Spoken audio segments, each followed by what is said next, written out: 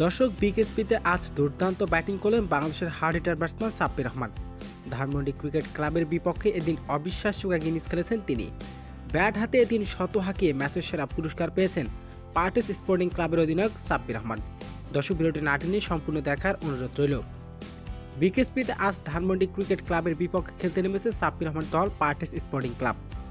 এদিন শুরুতে আগে ব্যাটিং করতে নেমেছে ধানমন্ডি ক্রিকেট ক্লাব। 50 ওভারে 9 উইকেট হারিয়ে 230 রান তুলেন ধানমন্ডি ক্রিকেট ক্লাব। 231 রানের জবাবে ব্যাটিং করতে নেমেছে সাব্বিরের দল।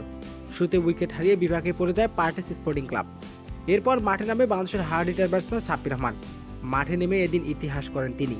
মাঠে নেমে 4 ছক্কার টান্ডব দেখান সাব্বির। আর এদিন সহজ জয়ের দেখা পায় পার্টিস স্পোর্টিং ক্লাব।